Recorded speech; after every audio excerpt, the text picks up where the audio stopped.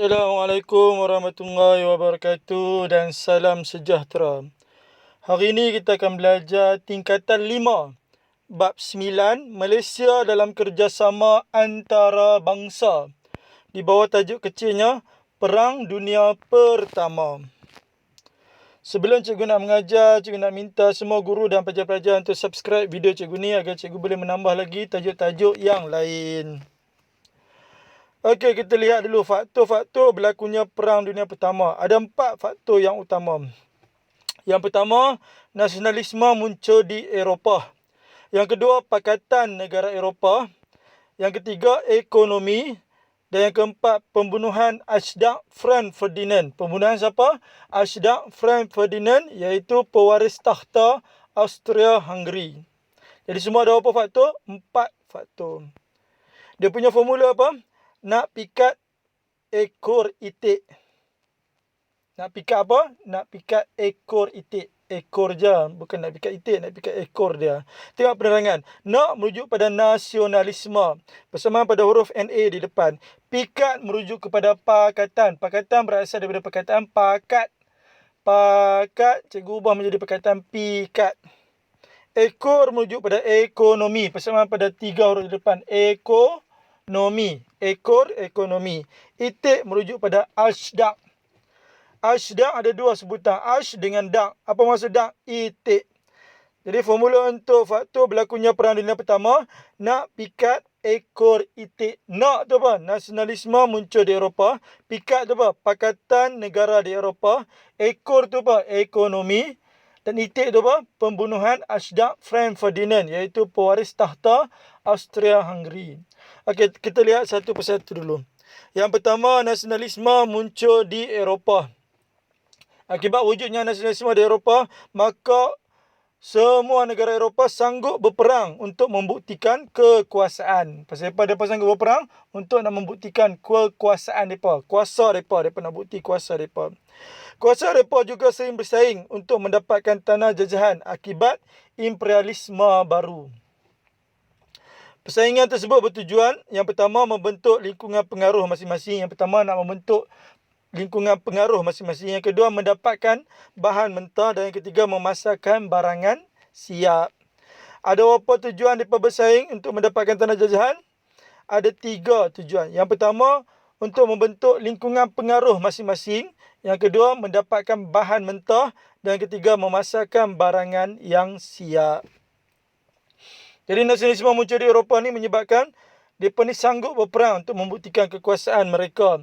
Mereka juga sering bersaing untuk mendapatkan tanah jajahan kerana kemunculan imperialisme baru. Ada apa sebab mereka sering bersaing? 3 sebab. 3 tujuan utama mereka bersaing. Yang pertama, untuk membentuk lingkungan pengaruh. Yang kedua, mendapatkan bahan mentah. Dan yang ketiga, memasarkan barangan siap. Okey, lihat faktor yang kedua.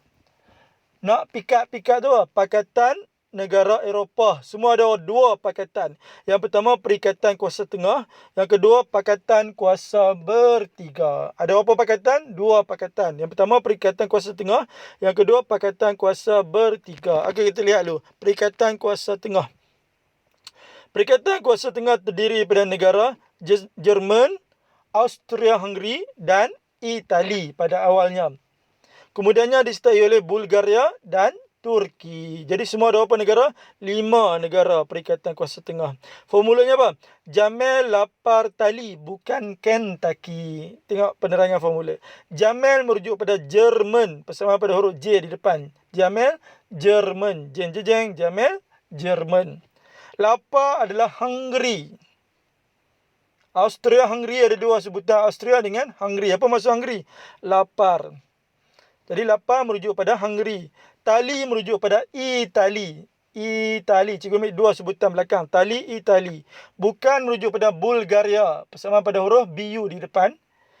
Kentucky merujuk pada Turki. Kentucky. Cikgu ambil 2 sebutan belakang. Taki merujuk pada Turki. Jadi formula untuk Perikatan Kuasa Tengah, Jamel lapar tali, bukan Kentucky. Bodohnya Jamel ni. Lapar tali, bukan Kentucky. Okey, jadi Perikatan Kuasa Tengah semua ada berapa negara? Ada 5 negara. Apa formulanya? Jamel, Lapa, Tali, bukan Kentucky. Jamel itu adalah Jerman, Lapa itu adalah Austria-Hungary, Tali itu adalah Itali. Kemudiannya disertai oleh bukan tu apa? Bulgaria, Kentucky itu apa? Turki. Jadi semua ada berapa negara? 5. Jamel, Lapa, Tali, bukan Kentucky. Okey, yang kedua tengok Pakatan Kuasa Bertiga. Mula-mula disertai oleh Britain, kemudiannya Perancis dan Rusia. Mula-mula ada 3 negara, Britain, Perancis, Rusia. Kemudiannya disertai oleh Itali dan Jepun. Jadi semua ada berapa negara? Ada 5 negara. Formulanya, bila pegang rasa tali jebon. Bila pegang rasa apa? Rasa tali jebon. Tengok penerangan formula. Bila merujuk pada Britain, persamaan pada huruf B di depan. Pegang merujuk pada Perancis, persamaan pada huruf PE di depan. Rasa merujuk pada Rusia, persamaan pada huruf R dengan S di tengah-tengah dan A di belakang. Rasa Rusia. Itali merujuk pada tali. Jebon merujuk pada Jepun, persamaan pada huruf JE dengan huruf N di belakang. Jadi formula untuk Pakatan Kuasa Bertiga adalah bila pegang rasa tali jebon. Bila tu apa? Britain, pegang Perancis, rasa Rusia, kemudiannya Itali, tali, jebon tu adalah Jepun. Jadi semua sekali ada berapa pakatan negara di Eropah? Ada 2 pakatan. Perikatan Kuasa Tengah dengan Pakatan Kuasa Bertiga. Apa formula Perikatan Kuasa Tengah? Jamel, Lapa, Tali, bukan Kentucky. Jamel tu apa? Jerman, Austria-Hungary, Itali, Bulgaria, Turki. Jamel, Lapa, Tali, bukan Kentucky. Yang kedua, Pakatan Kuasa Bertiga. Formula apa? Bila pegang rasa tali jebon. Bila tu apa? Britain, Perancis, Rusia, Itali, Jepun. Jadi apa formula Perikatan Kuasa Tengah? Jamel, Lapa, Tali, bukan Kentucky. Apa formula Pakatan Kuasa Bertiga? Bila pegang rasa tali jebon. Jadi semua ada berapa pakatan? 2 pakatan. Perikatan Kuasa Tengah, Pakatan Kuasa Bertiga. Okey, tengok faktor yang ketiga, iaitu ekonomi. Persaingan kuasa besar untuk mendapatkan peluang ekonomi. Semua kuasa besar di Eropah bersaing untuk mendapatkan apa? Peluang ekonomi. Ekonomi sangat penting. Sebab ekonomi menyumbang kepada kekayaan. Jadi mereka bersaing untuk mendapatkan apa? Peluang ekonomi. Dan last sekali adalah pembunuhan Archduke Franz Ferdinand, iaitu pewaris tahta Austria-Hungary. Tengok, Archduke Franz Ferdinand ni dibunuh oleh siapa? Dia dibunuh oleh pengganas Serbia. Disebabkan Serbia membunuh pewaris tahta Austria-Hungary, jadi Austria-Hungary puas hati tak? Dan Austria-Hungary sangat marah. Jadi Austria-Hungary bergabung bersama Jerman untuk mengisytiharkan perang terhadap Serbia. Serbia yang bunuh pewaris tahta Austria-Hungary. Jadi Austria-Hungary sangat marah. Austria-Hungary bergabung dengan siapa? Dengan Jerman untuk memerangi Serbia. Jadi Serbia duduk saja ke? Tak. Serbia juga minta bantuan daripada sekutunya Rusia dan Perancis.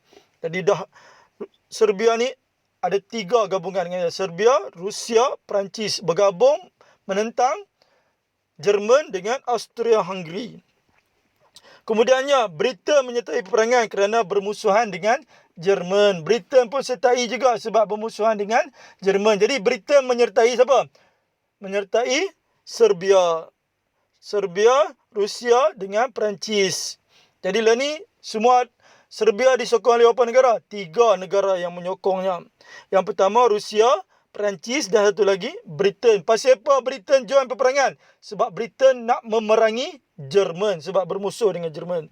Kemudiannya Britain pula meminta bantuan daripada Amerika Syarikat untuk campur tangan dalam peperangan. Jadi sekarang ni akhirnya Serbia dengan Austria-Hungary dan juga Jerman. Mana pakatan yang paling kuat sekali, yang paling banyak sekali siapa? Yang paling banyak adalah Serbia. Serbia, dia ada Rusia, ada Perancis, kemudian Britain join, dan sekali Amerika join. Jadi semua ada 5 negara memerangi Austria-Hungary yang bergabung dengan Jerman sahaja. Britain dengan Amerika join peperangan kerana apa? Bukan kerana Austria-Hungary, kerana apa? Kerana Jerman. Last sekali siapa yang musnah teruk dalam peperangan adalah Jerman. Padahal Jerman tak bersalah pun. Jerman hanya membantu Austria-Hungary untuk memerangi pengganas dalam negara Serbia. Tetapi Serbia ni pandai. Serbia minta bantuan daripada Eropah, negara semua bantu dia. Ada 4 negara bantu dia, iaitu Rusia yang sangat kuat, Perancis lagi, Britain John sebab bermusuhan dengan Jerman, dan last sekali Amerika Syarikat. Jadi Serbia berpadu dengan negara-negara yang sangat kuat sehingga akhirnya menghancurkan Jerman yang sangat teruk kalah. Pasal apa Jerman sangat teruk kalah? Bukan Austria-Hungary. Jerman sangat teruk kalah sebab Jerman ni bermusuhan dengan Britain, dengan Amerika. Last sekali peperangan ni banyak tertumpu di Austria-Hungary ke Jerman? Di negara Jerman. Sebab itulah Jerman bangun tak puas hati untuk menuntut bela dan mewujudkan Perang Dunia Kedua. Lepas ni kita akan belajar tajuk Perang Dunia Kedua. Okey, kita ulang kaji sekali lagi. Faktor yang mempercepatkan Perang Dunia Pertama adalah kerana pembunuhan Ashdaq Franz Ferdinand, iaitu pewaris tahta Austria-Hungary. Dia dibunuh oleh siapa? Pengganas Serbia. Kemudian Austria-Hungary puas hati tak? Austria-Hungary tak puas hati. Austria-Hungary bergabung dengan Jerman untuk memerangi Serbia. Serbia nak tengok saja ke? Tak. Serbia bergabung dengan siapa? Rusia dan Perancis. Kemudiannya Britain menyertai geng dengan Serbia. Sebab apa? Sebab tak puas hati dengan Jerman. Last sekali, Britain minta bantuan Amerika Syarikat untuk campur tangan dalam peperangan bagi memerangi siapa? Memerangi Jerman. Maka hancurlah negara Jerman. Okey, itu 4 faktor. Jadi apa formulanya tadi? Nak pikat, ekor itik. Nak tu apa? Nasionalisme muncul di Eropah. Pikat tu apa? Pakatan negara Eropah. Ada apa pakatan? 2 pakatan. Perikatan kuasa tengah dengan pakatan kuasa bertiga. Apa formula perikatan kuasa tengah? Jamil lapan tali bukan Kentucky. Apa formula pakatan kuasa bertiga? Bila pegang rasa tali jebon. Ekor tu apa? Ekonomi. Mereka bersaing untuk mendapatkan peluang ekonomi. Dan last sekali, itik. Itik tu pembunuhan Ashdaq Franz Ferdinand oleh pengganas Serbia.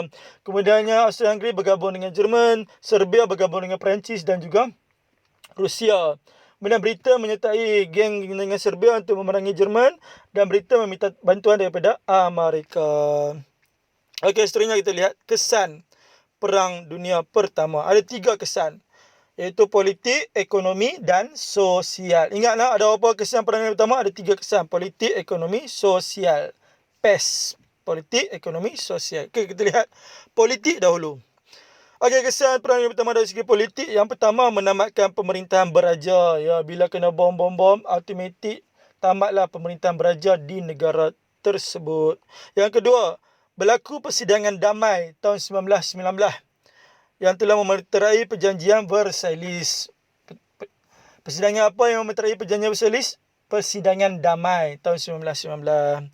Dalam perjanjian Versailles tersebut telah mengubah peta Eropah dan membentuk beberapa buah negara baru. Disebabkan peta Eropah dah berubah, jadi ada beberapa negara baru yang muncul.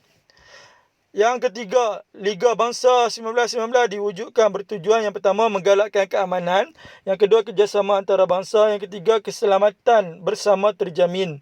Tetapi akhirnya Liga Bangsa gagal menjamin kesejahteraan dunia kerana berlakunya Perang Dunia Kedua.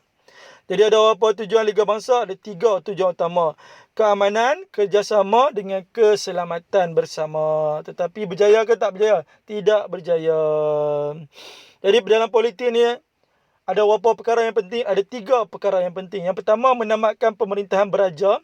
Yang kedua, persidangan damai mewujudkan perjanjian Versailles. Versailles mengubah peta dunia. Jadi lahirnya negara-negara baru.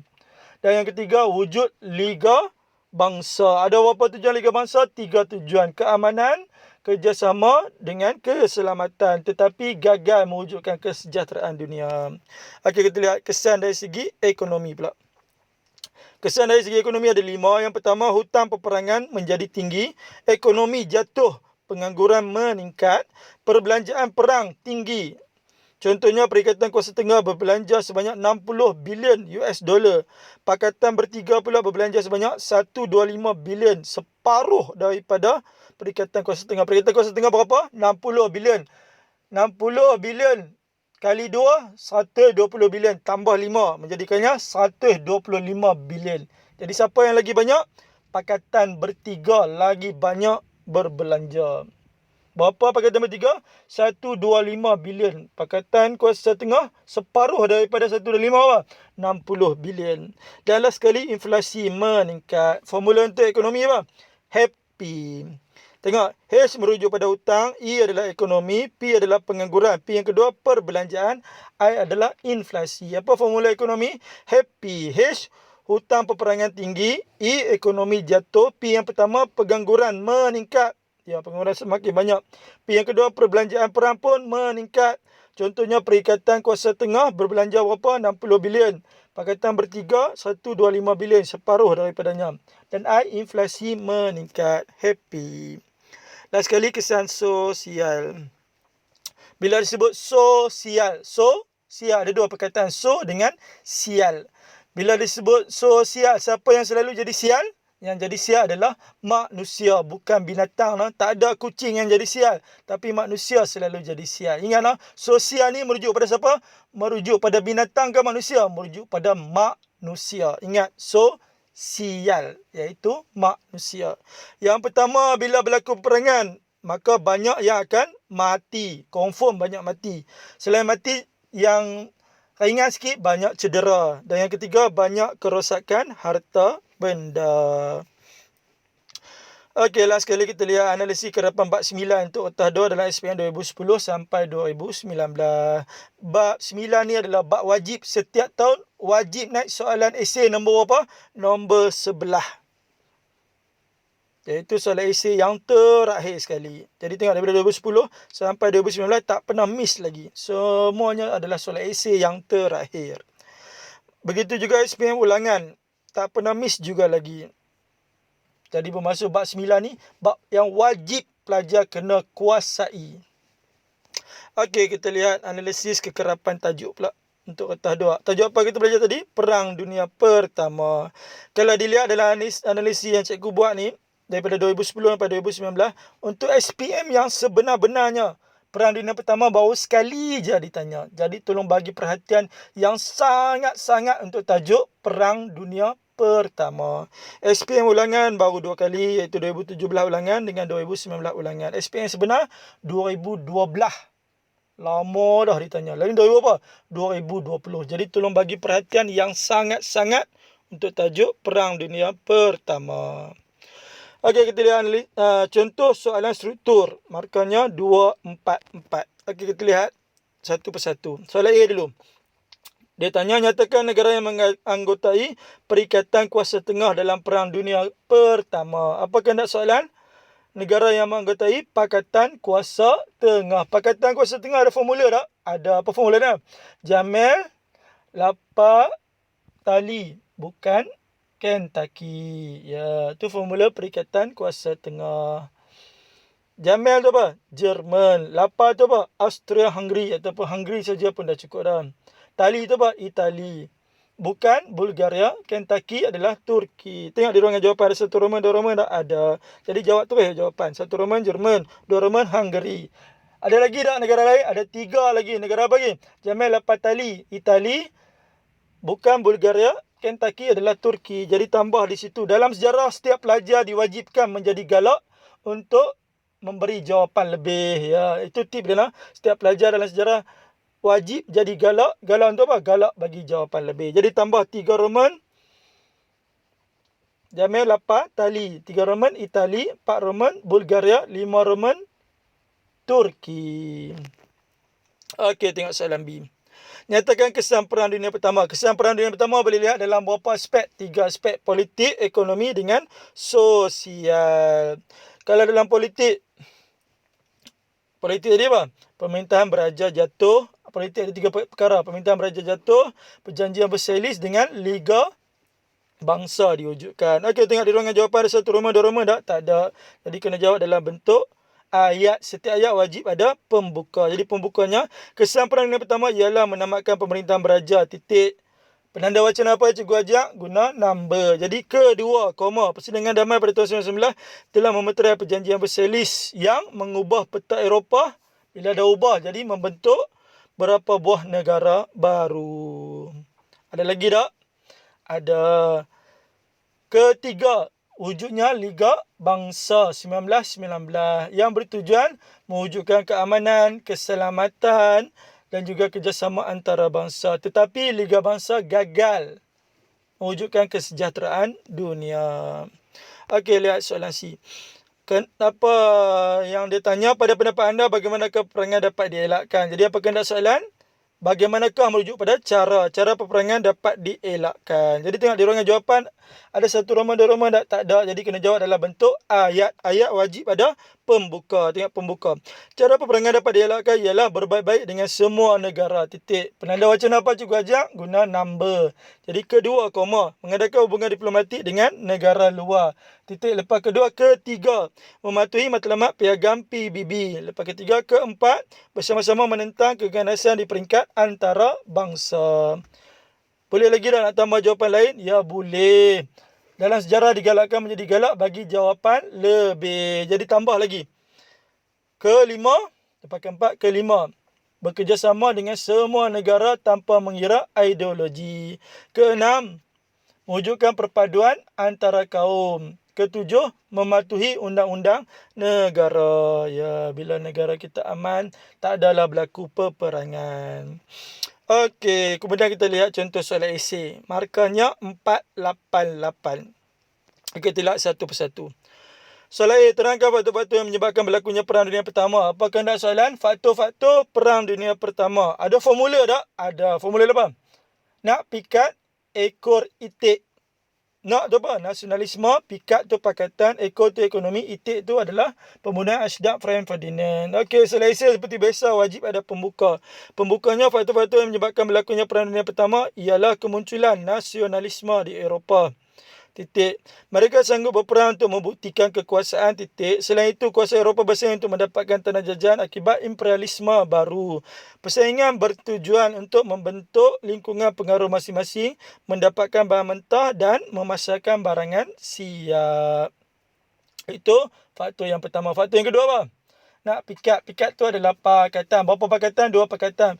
Perikatan Kuasa Tengah dengan Pakatan Bertiga. Perikatan Kuasa Tengah ada berapa negara? 5 negara. Formulanya Jamel Lapatali, bukan Kentucky. Jerman, Austria-Hungary, Itali, Bulgaria, Turki. Pakatan Kuasa Bertiga ada berapa negara? Ada 5 negara. Formulanya bila pegang rasa tali Jebon. Britain, Perancis, Itali. Bila pegang rasa Rusia, Itali dengan Jepun. Cikgu ulang balik. Pakatan Kuasa Bertiga ada berapa negara? 5 negara. Formulanya bila pegang rasa tali Jebon. Bila Britain pegang Perancis, rasa Rusia, tali Itali, Jebon, Jepun. Bila pegang rasa tali Jebon. Pakatan Kuasa Bertiga, Jamel Lapatali, bukan Kentucky. Itu faktor yang kedua. Apa faktor yang ketiga pula? Nak pikat ekor ekonomi, iaitu mereka bersaing untuk mendapatkan peluang ekonomi. Dan last sekali itik tu apa? Pembunuhan Ashdaq Franz Ferdinand oleh, iaitu pewaris tahta Austria-Hungary oleh pengganas Serbia. Austria-Hungary bergabung dengan Jerman untuk memerangi Serbia. Serbia mendapat sokongan daripada Perancis dengan Rusia. Britain menyertai kerana bermusuhan dengan Jerman. Dan last sekali Britain minta bantuan Amerika Syarikat. Okey, tengok soalan B. Jelaskan kesan Perang Dunia Pertama. Apa kehendak soalan? Kesan Perang Dunia Pertama. Ada berapa kesan? Ada 3 kesan. Politik, ekonomi, sosial. Okey. Jadi soalan esei seperti biasa ada pembuka. Pembukanya ialah kesan Perang Dunia Pertama ialah dari segi politik, iaitu menamatkan pemerintahan beraja. Kedua, persidangan damai pada tahun 1999 telah memeterai perjanjian Versailles yang mengubah peta dunia dan membentuk berapa buah negara baru. Titik. Ketiga, Liga Bangsa 1919 diwujudkan bertujuan untuk menggalak keamanan dunia. Yang pertama. Yang kedua, kerjasama antarabangsa serta keselamatan bersama terjamin. Namun Liga Bangsa gagal untuk menjamin kesejahteraan dunia kerana tercetus Perang Dunia Kedua. Itu dari segi politik. Ekonomi pula apa? Ekonomi happy. Formulanya H tu apa? Hutang meningkat. E, ekonomi merosot. P yang pertama, pengangguran meningkat. P yang kedua, perbelanjaan meningkat. I tu apa? Inflasi meningkat. Last sekali, kesan yang ketiga, sosial. Sosial ni manusia. Ramai mati, cedera, last sekali rosak harta benda. Okey, last sekali soalan C. Berdasarkan pengetahuan sejarah anda, apakah keburukan peperangan kepada peradaban dunia? Apa kehendak soalan? Keburukan peperangan kepada peradaban dunia. Okey, jadi selesa seperti biasa wajib ada pembuka. Pembukanya keburukan peperangan kepada peradaban dunia ialah dapat dilihat dari segi sosial, iaitu banyak yang mati. Ya, ramai mesti mati, wajib mati kalau berperang.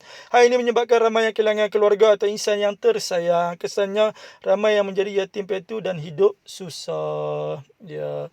Soalan kebat ni sebagaimana cikgu ajar, cikgu ulang lagi, dia mesti ada isi huraian. Huraian bermula perkataan hal ini. Yang ketiga ada contoh bermula perkataan contohnya, dan last sekali kesan bermula perkataan kesannya. Jadi penanda wacana cikgu ajar juga menggunakan number. Tengok isi yang kedua. Keburukan yang kedua ialah ekonomi negara jatuh. Huraiannya, hal ini menyebabkan banyak pekerja terpaksa diberhentikan dalam pelbagai sektor. Kesannya, pengangguran dalam negara akan meningkat dan taraf hidup rakyat menjadi rendah. Lepas keburukan yang kedua, keburukan yang ketiga ialah kemunculan kuasa besar. Huraiannya, hal ini menyebabkan banyak negara dijajah dan dikawal oleh mereka, terutamanya dari segi politik dan ekonomi. Kesannya, kedaulatan negara tergugat dan pemimpin tempatan akan hilang kuasa untuk memerintah negara sendiri. Okey, hanya itu sahaja daripada cikgu. Kita jumpa lagi dalam kelas sejarah untuk Perang Dunia Kedua pula.